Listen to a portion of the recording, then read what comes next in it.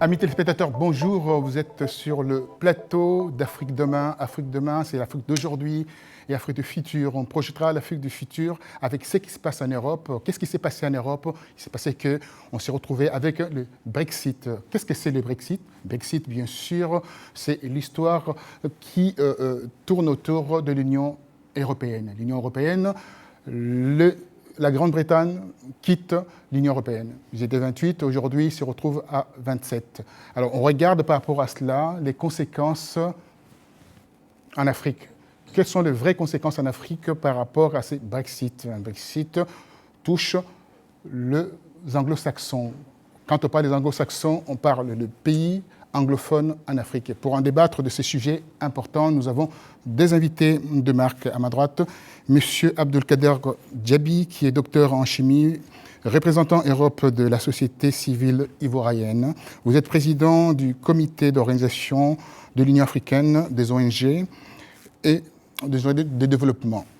Vous êtes aussi également expert de matériaux procédés. Alors vous allez nous dire qu'est-ce que c'est matériaux procédés? À ma gauche, bien sûr, nous avons Christiane Revenon, journaliste confirmée. Vous avez une expertise de l'Afrique. Je commencerai, pardonnez-moi, à ma droite. Alors, pour vous, le Brexit, quand on voit le Brexit, quelles sont les conséquences pour le continent africain? Est-ce un danger ou une véritable opportunité pour l'Afrique? Merci, M. Bongo, pour l'invitation. Le Brexit, c'est une actualité, effectivement, qui a secoué l'Europe ces derniers mois, je dirais, et puis plus précisément au mois de juin. Le 23 Le 23, plus précisément. Ce que je voudrais, regretter, avant de commencer d'ailleurs, c'est que cette actualité qui est aussi importante n'ait pas secoué de la même façon l'Afrique. On parle de conséquences de ce Brexit en Afrique, on en parle aujourd'hui, vous donnez cette possibilité-là. Mais je pense que les États africains auraient dû quand même se poser la question de savoir quelles pouvaient être les conséquences de ce Brexit sur le continent africain. Et ça, c'était un point majeur que je voudrais signaler. Parce que les conséquences sont énormes. Elles sont existantes. On l'a vu au lendemain d'ailleurs du vote britannique avec la chute de la devise anglaise, donc le livre sterling, et puis de plusieurs devises africaines, le rand en Afrique du Sud, le naira au Nigeria, et même, à une moindre mesure, le cédis au Ghana. Pour dire que les conséquences financières, elles sont palpables et elles sont possibles, bien évidemment, et qui dit conséquences financières dira donc une suite en termes de conséquences économiques, voire en termes de développement. Le développement, quand on parle de développement, en Afrique, les gens voient que c'est de très très loin. C'est l'effet en fait papillon quand quelque chose qui passe en Europe et ça touche directement l'Afrique par rapport à l'interaction qui existe entre l'Europe et l'Afrique. Dites-moi, les Africains sont encore à la traîne par rapport au marché boursier, dans le milieu économique, le milieu financier? Non, je ne dirais pas qu'ils sont à la traîne. Je dirais qu'on n'est plus dans le concret. Parce que quand on va nous parler de chiffres, par exemple, j'ai pu voir ça et là qu'on évoquait une possible baisse de la croissance économique de l'Afrique du Sud, dont parlait M. Diaby à l'instant. Il faut savoir que l'Afrique du Sud, c'est le premier partenaire sur le continent africain de la Grande-Bretagne. Donc on parle d'une baisse de la croissance économique de 0,1%. Donc c'est un projet, c'est quelque chose, voilà, c'est quelque chose de concret. Mais c'est vrai que quand on dit aux Africains, il va y avoir, même sur leur propre économie, vous aurez une baisse de 1%, de 2%. L'essentiel, c'est de savoir, est-ce que je pourrais acheter mon manioc, mon pain, mon lait, enfin, les produits de base. C'est vraiment la principale inquiétude. Maintenant, en ce qui concerne le Brexit, c'est vrai qu'il y a des conséquences sur le continent africain parce que nous avons des liens commerciaux, nous avons des échanges, il y a de la circulation de personnes, de biens, donc évidemment il y a des conséquences, mais soyons honnêtes, le Brexit, la sortie de la Grande-Bretagne, il faut d'abord que la Grande-Bretagne s'engage et décide d'enclencher l'article 50 du traité de Lisbonne, et une fois que cet article est enclenché, ça prend 2 ans. Donc à partir de là, on a quand même un laps de temps pour voir les choses venir. Les choses venir. Alors, il y a une deuxième pétition qui circule à Londres. On dit on ne veut pas de ces Brexit. Les Anglais font machine arrière, veulent rester en Afrique. Enfin, en Afrique, en Europe. Pardonne-moi, c'est un lapsus. Voilà, ouais, L'Union européenne, je t'aime, moi non plus, je veux plus. Mais ça ne peut pas se passer comme ça maintenant. C'est enclenché. David Cameron passe la main. D'ailleurs, c'est bon de le souligner. Aujourd'hui, c'est pas le mercredi. C'est bon de le souligner, c'est une femme qui prend la relève. Hein. C'était pas arrivé depuis Margaret Thatcher, donc c'est déjà pas mal. Si ça peut inciter aussi sur le continent africain, c'est pas mal. Alors, le continent africain, le carré Schuman, là où il y a une puissance de lobbyistes, ça a été ébranlé complètement, ces carrés Schuman en termes de vision sur les échanges et aussi au niveau du partenariat avec les ACP et l'Afrique. Alors, c'est l'écroulement de l'Union européenne qui se met en place? Mais non. Je veux dire que l'Union européenne est a une histoire assez longue pour qu'on puisse se dire que la sortie, certes, de la Grande-Bretagne, qui est assez significative d'ailleurs dans le fonctionnement de l'Union européenne, puisse conduire à son écroulement. On sait tous que l'Union européenne peine à se mettre, à avoir une organisation politique assez forte, un peu à l'image des États-Unis d'Amérique, mais c'est une construction européenne qui se fait au fur et à mesure avec les difficultés économiques que connaît aussi le continent européen. Mais ce que j'ai envie de dire dans les relations cette fois-ci entre l'Europe et l'Afrique, comme disait votre invité, des accords commerciaux, voilà, Christiane Revenot, des accords commerciaux existent, ont été signés de longue date entre l'Europe, donc sous la coupole de l'Union européenne, et puis l'Afrique, et certains de ces accords bénéficient bien évidemment à la Grande-Bretagne. Et la sortie donc de la Grande-Bretagne de cet ensemble, de cette composante Union européenne, permet justement de se poser la question sur les renégociations de ces accords. Alors, négociation au niveau maintenant des accords. Vous savez, la Grande-Bretagne travaille avec quelques pays africains au niveau d'échanges qui sont de win-win, on peut dire ainsi. Il y a le Ghana, il y a l'Afrique du Sud, oui. C'est le premier. Après, on a le Nigeria. Oui. Mais c'est essentiellement les hydrocarbures. Pour être honnête, c'est essentiellement les hydrocarbures. Pour vous, hydrocarbures. quelles sont les conséquences au niveau de cela? Alors maintenant, c'est aux pays africains de récupérer la bonne partie de ce départ de la Grande-Bretagne. C'est-à-dire qu'avant... C'est-à-dire qu'ils auront 2 partenaires auxquels ils vont pouvoir discuter, et l'Union européenne et également la Grande-Bretagne. Avant, vous discutiez avec un géant, l'Union européenne. Voilà. Donc, quand vous êtes un petit pays, même le Nigeria qui est un pays gigantesque, quand vous discutez avec un bloc compact, l'Union européenne, c'est un peu plus difficile. Voilà, on vous fait un accord qui sert un peu plus le costaud que vous. Maintenant, vous avez en face un pays comme vous, la Grande-Bretagne, qui est déjà sortie du bloc, donc qui se sent un petit peu défavorisé et qui va devoir batailler en fait pour pouvoir remonter la pente. Donc, il va sûrement vous proposer des choses plus intéressantes. Mais maintenant, c'est aux pays africains de ne pas attendre qu'on vous propose de quelque chose de plus intéressant, mais justement de réfléchir à ce qui pourrait aider l'économie africaine plutôt que rendre service. Alors, il y a 2 blocs en Afrique. Enfin, je parle de blocs, il y a les francophones et les anglophones. Dites-moi, les francophones sont, en fait, c'est des enfants qu'on traîne à la main parce que cette histoire qui s'est passée, il n'y a pas eu un écho assez important là-dessus. Même au niveau des télévisions, il n'y a pas des répercussions là-dessus. Par contre, chez les anglophones, ils ont percuté tout de suite qu'il y avait un danger.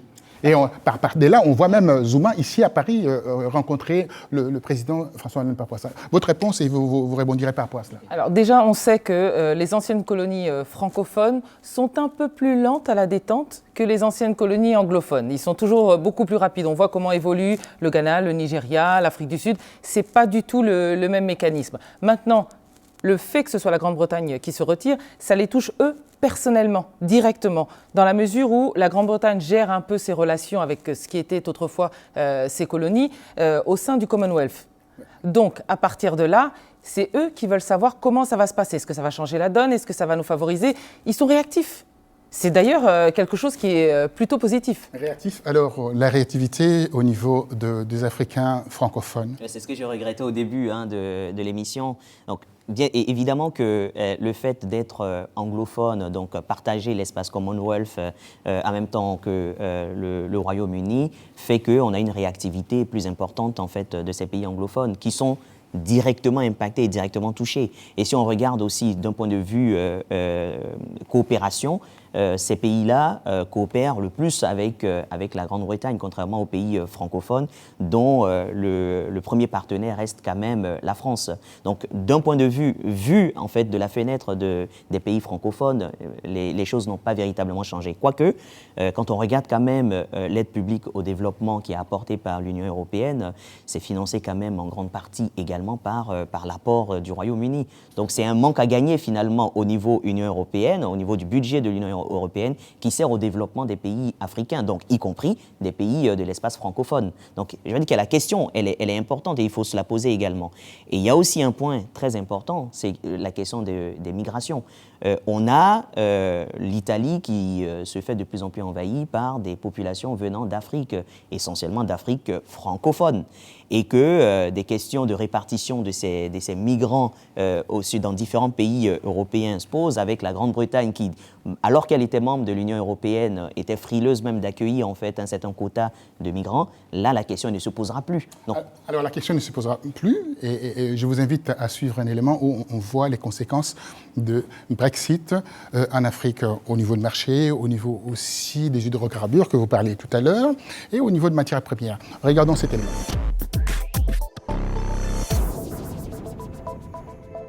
Les Britanniques ont voté en faveur de la sortie du Royaume-Uni de l'Union européenne. Quelles sont les conséquences possibles en Afrique ? Volatilité des marchés, pression sur les conditions de financement, renégociation d'accords commerciaux. À l'aube des résultats du référendum britannique, plusieurs indicateurs boursiers européens chutaient lourdement. Selon l'économiste en chef pour l'Afrique de la Banque Standard Chartered, les conditions de financement sur les marchés internationaux, déjà difficiles, le deviendra davantage.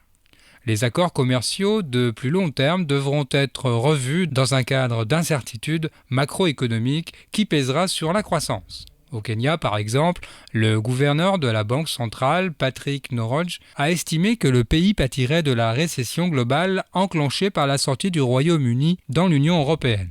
En Afrique du Sud, le Brexit pourrait faire perdre 0,1% de croissance à l'économie déjà proche de la récession.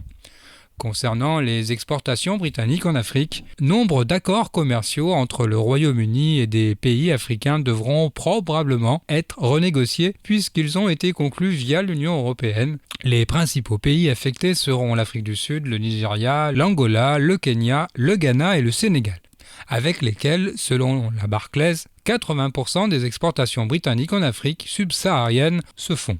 Le Brexit sera l'occasion pour l'Afrique de négocier des accords avec des clauses plus avantageuses ou moins défavorables.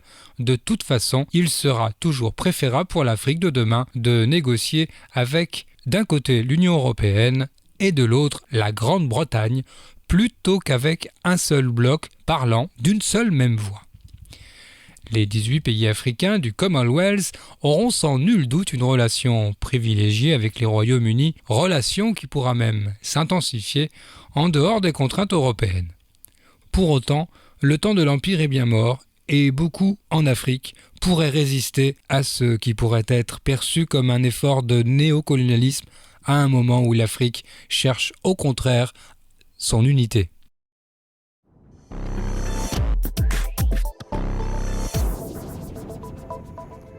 À la lumière de ce que nous venons de visionner comme élément, on peut considérer que la meilleure des raisons, enfin la plus forte raison de cette histoire de Brexit, c'est des migrants qui envahissent l'Europe. Votre réaction ? C'est clair que c'est la peur de l'inconnu, c'est-à-dire qu'avec tous ces bateaux de migrants qui arrivent aux portes notamment de l'Italie, Et pourtant, ce ne sont pas des Africains.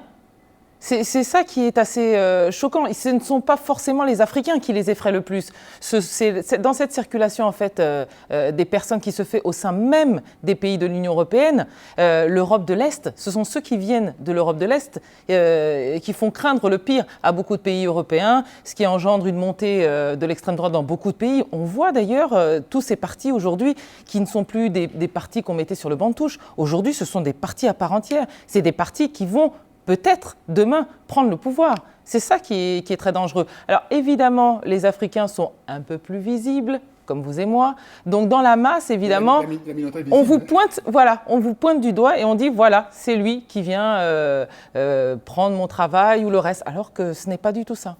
Alors pour vous, le Brexit, une aubaine pour l'Afrique ou une malédiction pour l'Afrique? Et aussi encore, ça va tirer l'Afrique vers le bas? Non, non, non. Ça ne peut pas tirer l'Afrique vers le bas parce qu'en réalité, comme on le disait à l'instant, il y a deux blocs qui se créent. Un gros bloc et puis un deuxième avec lequel on peut discuter. L'Afrique a déjà commencé à diversifier en fait ses partenaires économiques. Il y a plus le grand bloc européen, il y a l'Inde, il y a la Chine, il y a d'autres pays. Et aujourd'hui, il y aura aujourd'hui, il y aura la Grande-Bretagne. Donc c'est une possibilité, c'est une aubaine.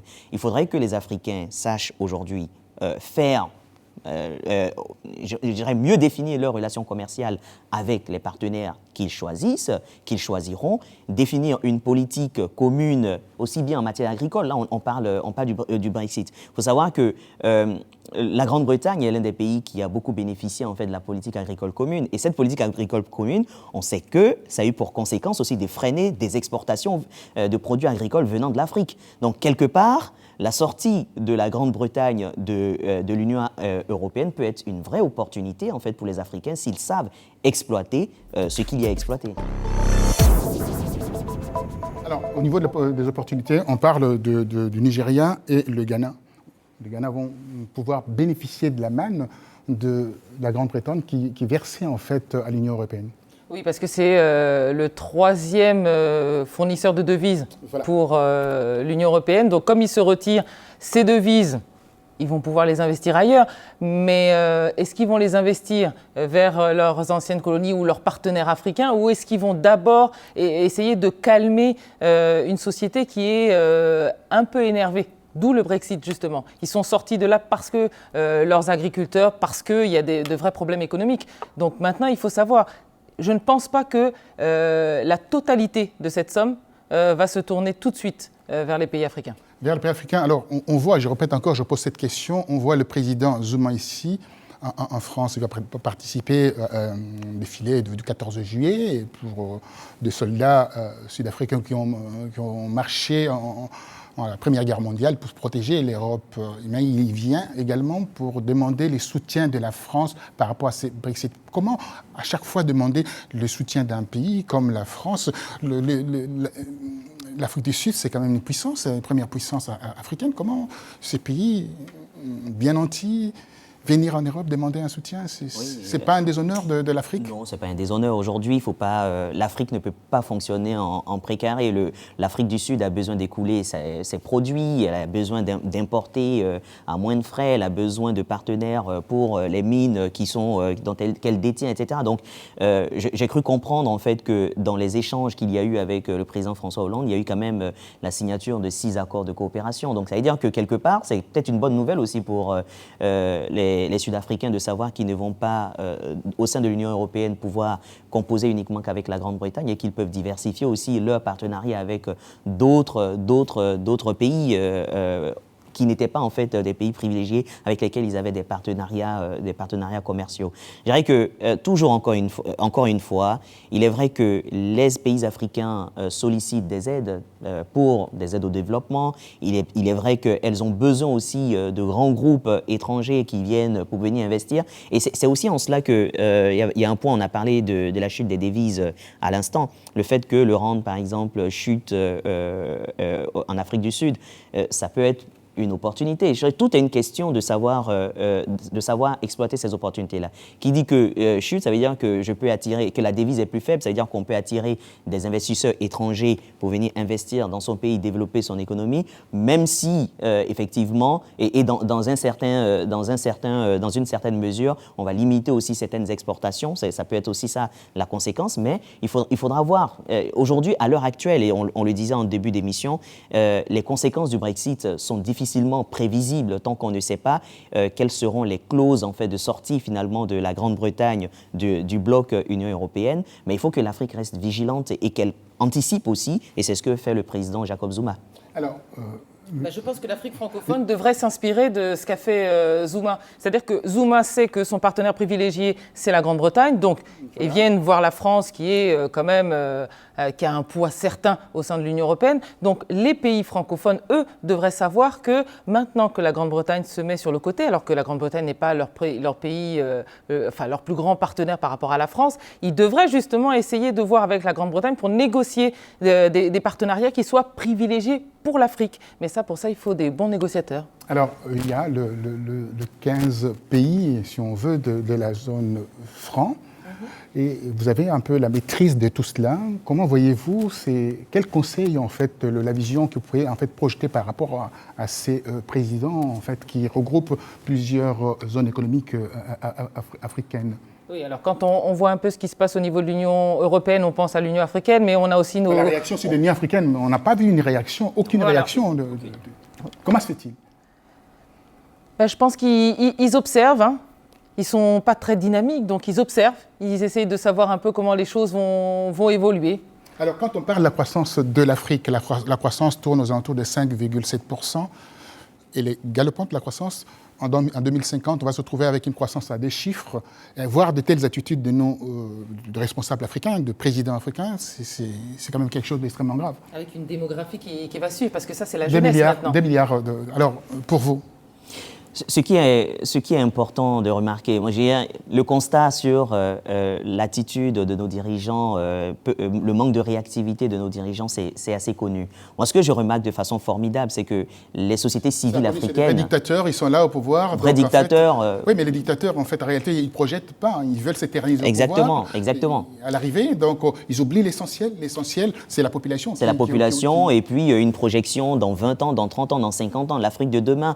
Et ce que je déplore le plus, c'est que la probabilité ou la possibilité de la sortie de la Grande-Bretagne de l'Union européenne était connue depuis très longtemps. Les Anglais en parlent. Aujourd'hui même, la France même, on se pose la question. Il y a certains courants de pensée en France qui commencent à se dire, est-ce que la France ne suivrait pas? Est-ce que d'autres pays... Donc, les Africains doivent anticiper ces problèmes qui les touchent directement, parce qu'il s'agit de leur premier partenaire en réalité. Donc le fait de ne pas le faire, c'est vraiment une faute assez grave en fait. Votre mot de la fin pour partir en fait par rapport à ça, et conseil également en tant qu'analyste politique de l'Afrique. Moi, je dirais simplement qu'au-delà des répercussions peut-être financières, économiques, je pense que les dirigeants africains, notamment de la zone francophone, devraient réfléchir au fait que c'était un bloc, l'Union européenne. On pensait que c'était un bloc qui ne se serait jamais séparé et qu'aujourd'hui, un grand pays comme la Grande-Bretagne a réussi à claquer la porte. Ça devrait les faire réfléchir sur ce qui pourrait arriver peut-être au sein de nos sous-groupes. Mais à nos dirigeants, ça devrait leur dire qu'il y a des choses qui peuvent changer du jour au lendemain, que l'on pensait pourtant ne pas pouvoir voir. Et vous, pour partir, en fait, le mot de la fin Moi, je dis, il y a une lueur d'espoir. C'est vrai qu'au niveau dirigeant africain, les choses ne se font pas sentir, mais au niveau de la société civile africaine, elle commence à sentir, en fait, cette nécessité d'intégration africaine. Donc, aujourd'hui, on parle d'Union africaine des ONG de développement. Et donc, tous ces mouvements-là se mettent ensemble et les populations commencent à comprendre qu'elles doivent aussi s'impliquer elles-mêmes dans les politiques de développement de leur pays et même à une échelle plus grande du continent africain. Et ça, c'est une lueur d'espoir. Une lueur d'espoir par rapport à l'Afrique. Effectivement, il est toujours, de toute façon, il serait toujours préférable pour l'Afrique de demain de négocier en fait avec deux blocs que de négocier avec un seul bloc qu'on voyait, Mastodon qui est l'Union africaine. Et ce qui est intéressant par rapport à cela, donc les Africains vont pouvoir avoir à l'arrivée deux partenaires. l'Union africaine, enfin l'Union européenne et également la Grande-Bretagne. Pour cela, donc, ça va permettre à ces Africains-là d'aller au devant de choses et aussi anticiper en fait leur façon, leur vision économique ou intégrale aussi en fait, parce qu'ils parlent de l'intégration régionale. Mais cette intégration régionale, on parle également de l'Union africaine qui va regrouper plusieurs pays avec des zones économiques. Mais au regard de ce qui s'est passé, on se demande où va cette Afrique, l'Afrique de demain. Alors, pour cela, les Africains doivent, bien entendu, réfléchir à leur avenir. Je vous dis merci, à très bientôt. Au revoir.